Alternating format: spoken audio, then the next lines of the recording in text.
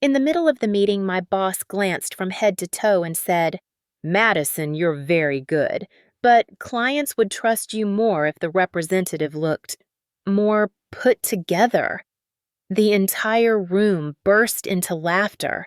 I just smiled, placed a white envelope on the table, and walked out. No one knew that inside was something that could ruin their careers in a matter of months. And when I returned, they weren't laughing anymore. I still remember that morning, as if it happened yesterday. The Texas sun shone through the glass window directly onto the long conference table where everyone was sitting. I had just finished presenting my campaign report. Sales exceeded the target by 27%, and my heart was still pounding with excitement. Lisa, my boss, leaned forward and smiled, a smile that was half polite, half sly. "Madison, you did a great job." She paused as if searching for the right words. "But this position needs someone who looks neater when dealing with clients." I heard every word as if someone had slammed a door right in front of me. The room was silent for a few seconds. Then, at the corner of the table, Kylie giggled. She didn't even bother to cover her mouth. I tried to keep my face calm. "Oh, I see," I said, even though my heart was racing. 7 years of dedication. Dozens of projects saved from the brink of failure, nights I stayed up until 2 a.m. alone. All gone because of my weight. When the meeting ended, everyone dispersed. Kylie walked past my desk, leaned down, and whispered, "I guess you weren't surprised, were you?" I looked up and smiled. No, not surprised at all. But in my head, a very clear thought echoed. This will be the last time they dare to judge me based on my appearance. After that meeting, I thought, maybe they would stop. But they didn't. The comments, the looks, the subtle shrugs started appearing everywhere. The next morning, as I walked into the pantry, I saw Kylie opening a box of donuts.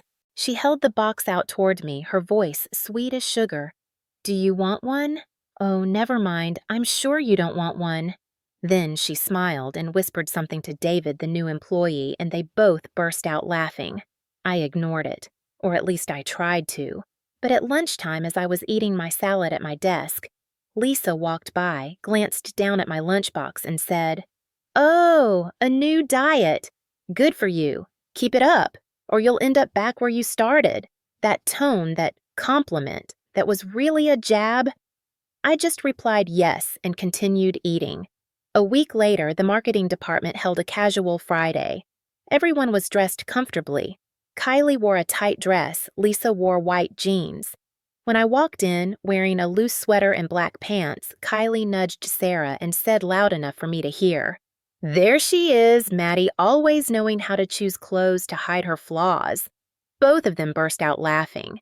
I kept a polite smile, but inside, I began to remember every word, every glance. Not to hurt myself more, but to etch into my mind the reason why I had to change. Then came the company birthday party where everyone gathered at the rooftop bar. As soon as I arrived, Lisa handed me a glass of wine. "Congratulations, Maddie." And, "I hope you find a gym that suits you soon." The whole group around us burst into laughter. I laughed along, but my heart felt like it was being squeezed. The climax came when the company posted a team photo on LinkedIn. In the photo, I was placed in the far corner, squeezed between two potted plants as if to hide my body. A colleague sent me the photo with a smiley face icon. They arranged it well, didn't they? That night, I sat alone in my apartment, the streetlight shining through the window. I looked back on the past 7 years, all the projects, all the overtime, all the times I carried the team, and realized one thing here: they would never see me fairly. And right then, I opened my laptop and pulled up the personal project folder. Lines of code and software design for a campaign management system appeared on the screen. This would be my ticket out of here.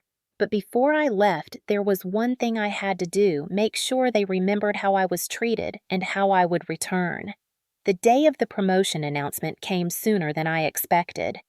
The meeting room was packed that morning, the atmosphere buzzing like it was about to be award season. I had led the biggest project of the year, bringing the company a 7-figure contract. Deep down, I didn't dare to hope for much, but there was still a part of me that hoped that this time they would look at the results. Lisa stood in front of the big screen holding the envelope as if it were a crown for the winner. And the new project director will be... She paused, smiled at me for a second, then turned to Kylie. Kylie Brooks. Applause erupted. Kylie jumped up, hugged Lisa, her dress sparkling under the lights. I sat still, trying to swallow the feeling of being stabbed in the chest. Lisa turned back to me, speaking loudly enough for the whole room to hear. Madison, you did a great job, but Kylie has a better image for our clients. You understand, right? At that moment, Kylie glanced down at me and smiled triumphantly. You can still support me, right? I stood up and smiled. Of course. But as I sat down, I knew. That moment had ended everything between me and Brightwave. That afternoon, when the office had cleared out, I took out a white envelope and placed it on Lisa's desk. This is my resignation letter, effective in 2 weeks. Lisa blinked, surprised. Madison, don't be so hasty. We can talk, I cut her off. No need. You know exactly why. What Lisa didn't know was that the envelope didn't just contain my resignation letter. I had also included a summary of the campaign management system I had developed over the past 3 years, something no one in the company had ever fully understood the value of. It was copyrighted, and when I left, it would leave with me. On the way home, I didn't feel sad. Instead, I felt something more distinct freedom. This time, I wasn't just leaving a job. I was stepping out of a cycle where appearance mattered more than achievements. And I swore they would remember my name in a way they never expected. On my last day at Brightwave, I packed up my desk under the curious glances of my colleagues. Kylie walked by, sipping her latte, her voice as sweet as honey. Hope you find a place. More comfortable, and with a gym nearby. I smiled. I hope so. In my head, my real answer was, thanks, those words will fuel me all the way. The next day, I started a new routine so strict that I never thought I could do it. At 5 a.m., I was at White Rock Lake running in the fog. At first, I could only run for a few minutes before gasping for breath, but each day the distance grew a little longer. At lunchtime, instead of eating out with my old colleagues, I cooked at home, cutting out sugar and fried foods. In the evenings, I lifted weights at the gym, sweat pouring down like it was washing away every mocking word they had thrown at me. But my journey wasn't just about losing weight. At the same time, I continued to refine the campaign management software I had built. I began testing it with a small group of clients, and the results exceeded expectations. Deployment time was reduced by nearly half, and customer retention rates skyrocketed. 3 months later, I received a call from Summit Strategies Brightwave's direct competitor. Their CEO, Grant Parker, wanted to meet me about a strategic partnership opportunity. We arranged to meet at a cafe in uptown Dallas. I walked in looking sharper with my hair cut short and full of energy. His eyes lit up as soon as I mentioned the software's copyright. Madison, we're not just interested in buying the software. We want you to come here and lead the entire strategic division. And of course, you'll have equity in the company. I shook his hand, feeling like all the sweat, all the 5 a.m. mornings at White Rock Lake had finally paid off. 8 months after leaving Brightwave, I had lost over 80 pounds. Not only did my appearance change, but my eyes, my voice, and my confidence were completely different. But more than anything, I had the tools to silence those who once mocked me. And the opportunity to meet them again was closer than I imagined. The first news about Brightwave came on a Monday morning. I was preparing slides for a strategic meeting at Summit when my phone buzzed. It was Mark, a rare former colleague who had always treated me kindly. Maddie, have you heard Brightwave just lost two major clients? The entire marketing department is in chaos. I wasn't surprised. Kylie never understood how the system I left behind worked. She only knew how to put on a show posting team meeting photos on Instagram. And now those fake smiles couldn't hold on to $1 million contract. A month later, an email inviting me to attend a national marketing conference in Houston appeared in my inbox. I was invited to be the keynote speaker sharing insights on innovation in campaign management. When the guest list was attached, I saw two familiar names, Lisa Monroe and Kylie Brooks, both representing Brightwave. On the day of the event, I walked into the auditorium wearing a well-fitted navy suit and sturdy high heels. 8 months of training had erased every trace of the woman they once mocked. As I made my way to the stage, Lisa's eyes lingered on me longer than usual, while Kylie just stared speechless. I began my speech with a simple statement. Appearance may make the first impression, but results are what keep customers coming back. The hundreds of people in the hall fell silent, then erupted into applause.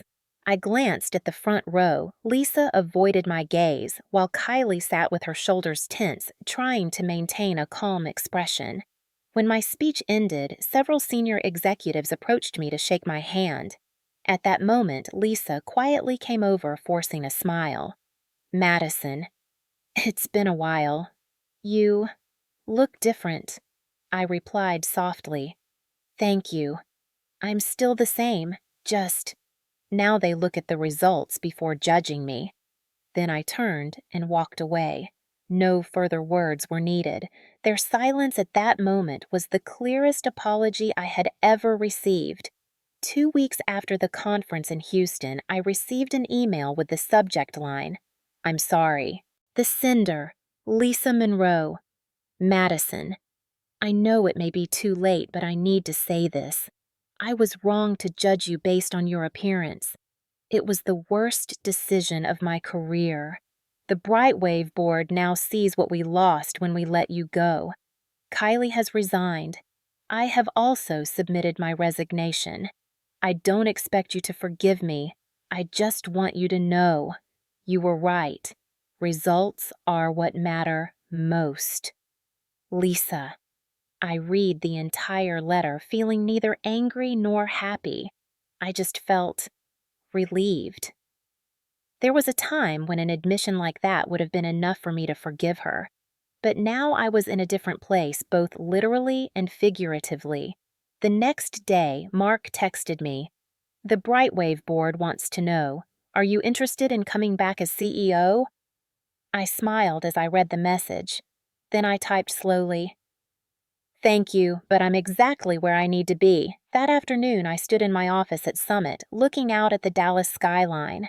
On the wall, the software patent for campaign management sparkled in the sunlight. Next to it was a board displaying the previous quarter's achievements record revenue, 3 new Fortune 100 contracts. I thought about the 5 a.m. mornings at White Rock Lake, the sweat-soaked shirts, the sarcastic comments that cut like knives. All of it was fuel that got me here. That night, I wrote a post on LinkedIn, if someone tells you you're not enough because of your appearance, remember, they're not the measure of your worth. You decide who you are, and sometimes their disdain is the ticket to where you belong. The post received thousands of shares. Many people messaged me to share their stories, the invisible scars left by words. I realized my story wasn't just about losing 80 pounds or getting revenge on my old boss. It was about reclaiming my worth, about turning pain into power. And if someone ever asks me what I'd like to say to those who've been judged for their appearance, I would say, don't wait for anyone to recognize you. Let your success speak for itself. If you've ever been underestimated because of your appearance, remember, they don't determine your worth. You do. And sometimes those words of contempt are the most powerful fuel for changing your life. If my story resonates with you, Please like it, leave a comment below sharing your story. I'll read everyone. Don't forget to subscribe so we can build a community that believes in the power of true value, not empty standards. And if you're waiting for a sign to start, this is it.